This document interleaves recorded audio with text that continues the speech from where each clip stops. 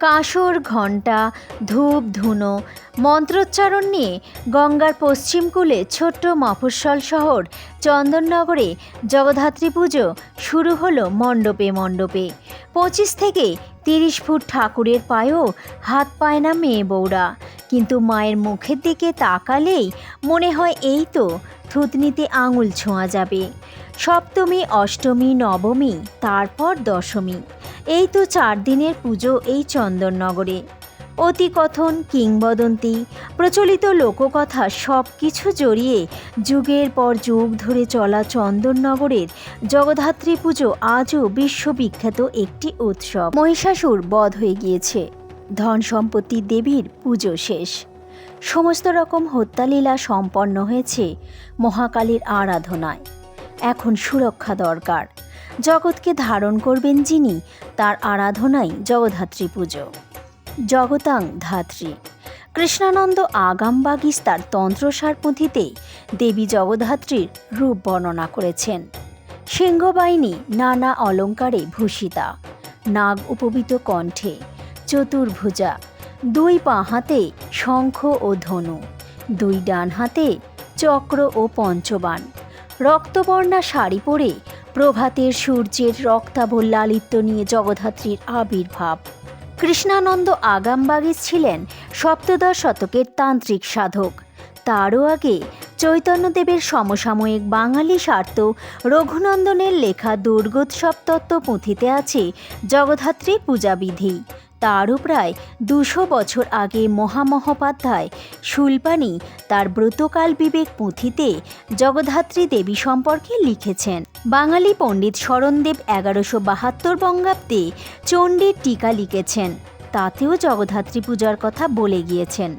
পণ্ডিত পঞ্চানন তর্করত্ন মনে করেন দেবী জগদ্ধাত্রীর পূজা পদ্ধতি শুলপানিরও আগের।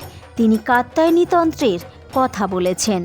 এসব কথা হংসনারায়ণ ভট্টাচার্য তার বিখ্যাত গ্রন্থ হিন্দুদের দেবদেবীতে উল্লেখ করেছেন। এই বিষয়টি উত্থাপনের উদ্দেশ্য একটাই, কোনো মানুষ এমন কিছু স্বপ্ন দেখতে পারে না যা তার অভিজ্ঞতায় নেই। সুতরাং স্বপ্নাদেশ বা স্বপ্নে পাওয়া দেবীর রূপ ইত্যাদি কথাগুলি আসলে ভাসিয়ে তোলা এক উপকথা।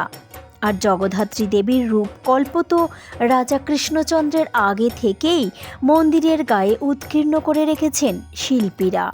এমনকি নদিয়া জেলার জলেশ্বর শিব মন্দিরের টেরাকোটা জগদ্ধাত্রীর মূর্তি তৈরি হয়েছে 1655 সালে। দিগনগরে রাঘবেশ্বর মন্দিরের গায়ে জগদ্ধাত্রী মূর্তি 1669 সালে তৈরি। সুতরাং রাজা কৃষ্ণচন্দ্রের সময়ের আগে থেকেই এই দেবী সম্পর্কে সম্যক ধ্যান ধারণা বঙ্গের পণ্ডিত মহলে চর্চার বিষয় ছিল। রাজবংশের দেওয়ান কার্তিক চন্দ্র রায়ের ক্ষিতীশ বংশাবলীচরিত বই অনুযায়ী জগদ্ধাত্রী ও অন্নপূর্ণা দুটো পুজোই শুরু করেন রাজা কৃষ্ণচন্দ্র। কিন্তু সমস্যাটা হলো কবে শুরু করেছিলেন তার উপর নির্ভর করছে বঙ্গে জগদ্ধাত্রী পুজোর প্রচলন। লোকমুখে প্রচলিত আখ্যান বলছে খাজনা বাকি পড়ায় মহারাজ কৃষ্ণচন্দ্রকে কারাগারে বন্দি করেছিলেন বাংলার নবাব আলীবর্দী খাঁ। আশ্বিন মাসে মুচলেকা দিয়ে তিনি যেদিন মুক্তি পান সেটা দুর্গাপূজার দশমী। সে বছর মহারাজের বন্দিদশার কারণে কৃষ্ণনগরে দুর্গাপূজা হয়নি। নিষ্প্রদীপ কৃষ্ণনগর। মহারাজ স্বপ্নাদেশ পান মা জগদ্ধাত্রীর দুর্গাপূজার 1 মাস পর শুক্লা নবমী তিথিতে আমার পূজার প্রচলন করো। তারপর থেকে কৃষ্ণনগরে জগদ্ধাত্রী পুজোর সূচনা। মহারাজ কৃষ্ণচন্দ্রের বিশিষ্ট বন্ধু ছিলেন হুগলির প্রভাবশালী চাল ব্যবসাদার ইন্দ্রনারায়ণ চৌধুরী। তার হাত ধরে দেবী জগদ্ধাত্রী এলেন চন্দননগরে। কিন্তু আলীবর্দী খাঁর সময়কালে বাংলার পরিস্থিতি কেমন ছিল? 1740 থেকে 1756 এই 16 বছরে বর্গী ও আফগান আক্রমণে বিপর্যস্ত নবাবকে পাওয়া যায় ইতিহাসের পাতায়। তবে তিনি ছিলেন অত্যন্ত উদার ধর্মাবলম্বী। বহু হিন্দু তার রাজদরবারে উচ্চপদস্থ চাকরি করতেন। বাংলা যখন বর্গী আক্রমণে ছিন্ন ভিন্ন, তখন ক্রমাগত বাংলাকে রক্ষা করার জন্য প্রাণপাত লড়াই করেছেন। শেষ পর্যন্ত মারাঠা বর্গীদের সাথে সন্ধি চুক্তি করে বাংলাকে বাঁচিয়েও ছিলেন। এই রকম পরিস্থিতিতে আলীবর্দী খাঁ খাজনা আদায়ের জন্য কৃষ্ণচন্দ্রকে গ্রেপ্তার করার বিষয়টি ঠিক কতটা যুক্তিযুক্ত ছিল তা ভাবার প্রয়োজন রয়েছে। আরেকটি ঐতিহাসিক ঘটনার দিকে নজর দেওয়া দরকার। 1763 সালে বাংলার মোগল সাম্রাজ্যের প্রতাপ চিরদিনের মতো খর্ব হয়েছিল উধুয়ানালার যুদ্ধে। মীর কাসিম বনাম ইংরেজ। 1757 সালে পলাশির যুদ্ধ এবং মির্জাফরের মসনদে বসার মধ্য দিয়ে ব্রিটিশ শাসনের প্রতিষ্ঠা। মির্জাফর ইংরেজদের বিরাগভাজন হন খুব তাড়াতাড়ি। গভর্নর হেনরি ভ্যানসিটাট জোর করে তাকে সরিয়ে মসনদে বসান মীর কাসিমকে। মীর কাসিম আবার ইংরেজদের খবরদারি পছন্দ করলেন না। যেসব হিন্দু রাজা ইংরেজদের সঙ্গে বন্ধুত্ব রেখে চলছিলেন তাদের উৎখাতের চেষ্টা শুরু করলেন। জগৎ শেঠ, মহাতাব রায়, মহারাজ স্বরূপচন্দ্র সহ অনেক রাজন্যকে গ্রেপ্তার করা হলো। সেই সময় মুঙ্গের কারাগারে বন্দী হন নদিয়ার রাজা কৃষ্ণচন্দ্র রায়। মুঙ্গের কারাগারে রাখা হয়েছিল সবাইকেই। পাল্টা সরাসরি যুদ্ধ ঘোষণা করে ব্রিটিশরা। মীর কাসিম পালান উধুয়ানালায়। উধুয়ানালা যুদ্ধে পরাস্তও হন। প্রাণ বাঁচাতে মুঙ্গের দুর্গে আশ্রয় নেন মীর কাসিম। ভ্যানসিটাট মুঙ্গের দুর্গ আক্রমণ করেন। কারাগার ভেঙে উদ্ধার করেন কৃষ্ণচন্দ্র রায়কে। আর মীর কাসিম পালানোর সময় হত্যা করেন জগৎ শেঠ, মহাতাব রায় সহ বেশ কয়েকজনকে। নিখিলনাথ রায়ের লেখা মুর্শিদাবাদ কাহিনীতে সে কথা সবিস্তারে বলা রয়েছে। কৃষ্ণচন্দ্র যখন মুক্তি পান তখন আশ্বিন মাস হওয়াটা অস্বাভাবিক নয়, কারণ উধুয়ানালার যুদ্ধ শুরু হয়েছিল 1763 সালের 4 সেপ্টেম্বর। তারপর তিনি কৃষ্ণনগরে ফিরে জগদ্ধাত্রী পুজোর প্রচলন করতে পারেন। ভয়ঙ্কর মৃত্যুর মুখ থেকে ফিরে এসেছিলেন, তাই উৎসব অনিবার্য। আর পুজো মানেই উৎসব আর রাজস্ব বৃদ্ধি। ফরাসডাঙ্গার ইন্দ্রনারায়ণ চৌধুরী কিন্তু কোনো দিন রাজা কৃষ্ণচন্দ্রের দেওয়ান ছিলেন না। তিনি 1730 সালের 10 ফেব্রুয়ারি ফরাসিদের কুর্তিয়ে বা দালাল হিসেবে নিযুক্ত হয়েছিলেন মাত্র 14 বছর বয়সে। ঠিক 2 বছর পর 1732 সালে হন চন্দননগরের প্রথম ইজারাদার। বার্ষিক 12,000 টাকার বিনিময়ে চন্দননগরের সমস্ত কিছুর সর্বাধিকারী হয়ে ওঠেন তিনি। খাজনা সংগ্রহ করতেন কালেক্টর হিসাবে। সেই সময় তিনি বছরে 80,000 টাকা পর্যন্ত উপার্জন করেছেন, এই তথ্য আমরা পাই। তবে বেশি দিন বাঁচেননি। 1756 সালে তার মৃত্যু হয়। এই ইন্দ্রনারায়ণ চৌধুরী যদি চন্দননগরে জগদ্ধাত্রী পুজো শুরু করে থাকেন তবে নিশ্চিতভাবে তা 1756 সালের আগে।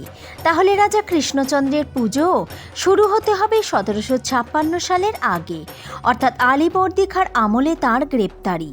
কিন্তু এর কোনো ঐতিহাসিক প্রমাণ নেই। আরেকটি বিষয় মনে রাখা অবশ্যই জরুরি।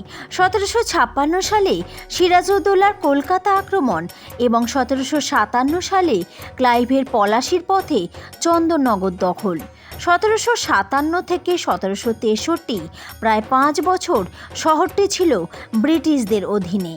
সুতরাং সেই সময় পুজোর বিষয়টি প্রাধান্য পায় না। বঙ্গে জগদ্ধাত্রী পুজোর শুরু 1763 সালেই হওয়ার সম্ভাবনা ঐতিহাসিকভাবে মান্যতা পায়। এই পরিপ্রেক্ষিতে আর একজনের নাম উঠে আসে এই মফস্বল অঞ্চলে, তিনি দাতারাম শূর। তাঁর সম্পর্কে আশ্চর্য নীরব থেকেছে ইতিহাস। কেউ বলেছে তিনি রাজা কৃষ্ণচন্দ্রের কর্মচারী, কারো মতে অনুচর বা দেওয়ান। এই দাতারামই চন্দননগর সংলগ্ন গৌরহাটি গ্রামে 2 বিধবা মেয়ের বাড়িতে জগদ্ধাত্রী পুজোর প্রচলন করেন এবং সেটা রাজা কৃষ্ণচন্দ্রের অনুরোধে। তিনি অন্নপূর্ণা পুজো এমনভাবে ছড়িয়ে দিয়েছিলেন। বাড়ির পুজো হিসেবে জগদ্ধাত্রী আরাধনা শুরু হলেও আর্থিক অনটনের কারণে অচিরে তা বন্ধ হয়ে যায়। তখন গ্রামের সবাই এগিয়ে এসে 1793 সালে জিটি রোডের উপর একটি জমিতে পুজোটি শুরু করেন। পাশে বিরাট তেঁতুল গাছ থাকায় লোকমুখে জায়গাটির নাম হয় তেঁতুলতলা। চন্দননগরের চাউলপট্টির জগদ্ধাত্রী এই অঞ্চলের প্রথম পুজো। ইন্দ্রনারায়ণ চৌধুরীর বাড়ির বংশধরদের নামে আজও সংকল্প করা হয়। কথিত আছে, কৃষ্ণনগরের চাল ব্যবসাদারেরা একবার কেনা বেচা সেরে চন্দননগর থেকে ফিরতে পারেননি। তখন ছিল জগদ্ধাত্রী পুজোর সময়। সেই ব্যবসাদারেরা ফরাসি সরকারের অনুমতিক্রমে স্থানীয়দের সহযোগিতায় চাউলপট্টিতে দেবীর আরাধনা শুরু করেন। সেটা অবশ্যই হয় 1763 সালে বা পরে। এরপর তা ছড়িয়ে পড়ে বাংলার বিভিন্ন জায়গায়। কৃষ্ণনগরের রাজবংশের সঙ্গে যোগ আছে নদিয়ার শান্তিপুরের জগদ্ধাত্রী পুজোর। মহারাজ কৃষ্ণচন্দ্রের প্রপৌত্র গিরিশচন্দ্র 1802 সালে রাজা হন। তিনি শান্তিপুরের হরিপুরে পত্তন করেন 108 ঘর ব্রাহ্মণের বসতির এক গ্রাম ব্রাহ্মশাসন। লোকশ্রুতি অনুযায়ী শান্তিপুরের এই অঞ্চলে কামরাঙা গাছের তলায় পঞ্চমুণ্ডী আসনে তান্ত্রিক মতে দেবী জগদ্ধাত্রীর প্রথম পুজো শুরু করেন চন্দ্রচূড় তর্কমুনি। বিভিন্ন লোককথা কিংবদন্তি নিয়েই এগিয়ে চলে এক একটি উৎসব, রাস্তায় জনস্রোতের মতো। আনন্দ উচ্ছ্বাসের ঝর্ণাধারায় স্নান করে মুছে যায় ছোট্ট ছোট্ট অলিগলির সমস্ত মালিন্য গ্লানি। আলোর খেলায় ভাসতে তৈরি হচ্ছে শহর। শোভাযাত্রা চলবে সারা রাত। জগৎকে ধারণ করার সংকল্প আজ জগতাং ধাত্রী। নমস্কার।